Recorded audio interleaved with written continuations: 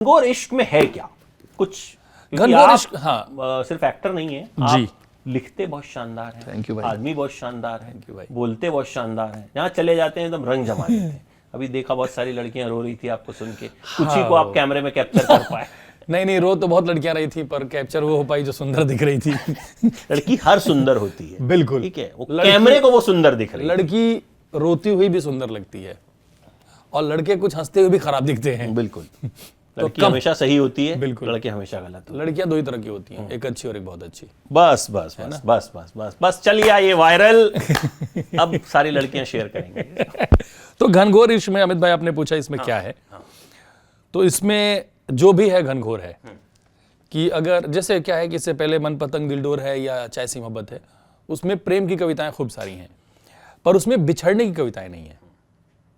तो मैंने एक तरफा ही लिखा, सब कुछ अच्छा अच्छा तो नहीं हो सकता ना। जैसे एक लाइन लिखी थी कि जहां समझदारी हो वहां नादानी नहीं होती, जहां समझदारी हो वहां नादानी नहीं होती, जिसमें सब अच्छा अच्छा हो सच्ची वो कहानी नहीं होती। क्या बात है, सब कुछ हैप्पी, सब हैप्पी हैप्पी चल रहा है, हैप्पी एंडिंग चल रही है जिंदगी में, पर वो झूठ है, वो काल्पनिक है।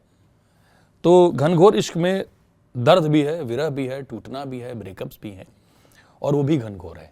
नादानियां नहीं है ना, नादानियां अब नहीं हो सकती, नादानियां नहीं होनी चाहिए, क्योंकि नादानियां बहुत खराब थी। अब नादानियां नहीं हो रही हैं। नादानी ठीक है, हाँ, मैं नादानियां में कोई कास्ट भी नहीं करता।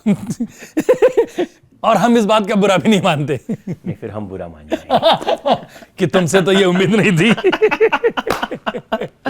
और बताइए कुछ इसमें, मतलब कुछ पढ़ के सुनाइए। सुना दूं मैं? क्योंकि वैसे तो आपके किरदारों पर, आपकी फिल्मों पर हम बहुत सी बातें करते हैं, ठीक है, राउंड टेबल, स्क्वायर टेबल, हमने हर तरह की टेबल पे बैठ के बात की है, चाय का टेबल, डोसे का टेबल। हम लोगों ने तो फोन और मैसेज में ऐसी बातें की हैं जो अगर आ जाए मीडिया में तो वो भी इंटरव्यू ही होगा, क्योंकि लेकिन वो नहीं आनी चाहिए। हाँ, पर हम लोग सिनेमा में बात करते होती हैं। हाँ। ये देखिए सर, तो एबीपी पे ये जो है, इस पोएट्री का नाम है पहली रात। पहली रात। अब मैं बता रहा हूँ, नेशनल चैनल पे जा सकता है? बिल्कुल जा सकता है। अब मैं आपको बता रहा हूँ क्यों मैं ये बोल रहा हूँ। जैसे मेरे एक जानने वाले हैं, मेरे अंकल लगेंगे, बोलते हैं कि यार चाय सी मोहब्बत, घनघोर इश्क, ये सतही नाम है। मैंने कहा आपको याद हो गया? मेरे जो रीडर्स हैं वो 18 से 30 साल तक के लड़के लड़कियां हैं, जिसमें लड़कियां ज्यादा हैं।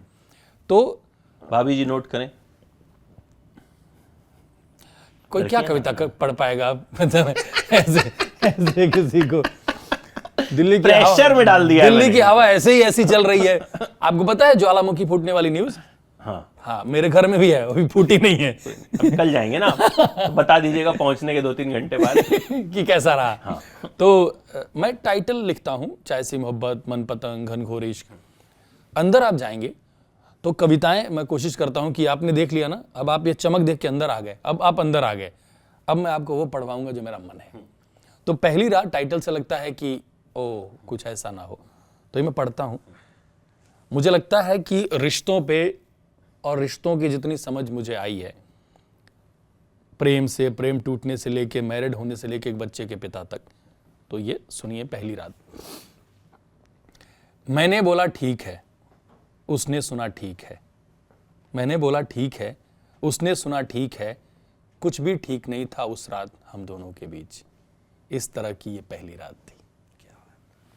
सहमा था कुछ, थमा था कुछ, हुआ था कुछ, सहा था कुछ, कहा था कुछ, अना थी कुछ, सदा थी कुछ। इस तरह की ये पहली रात थी।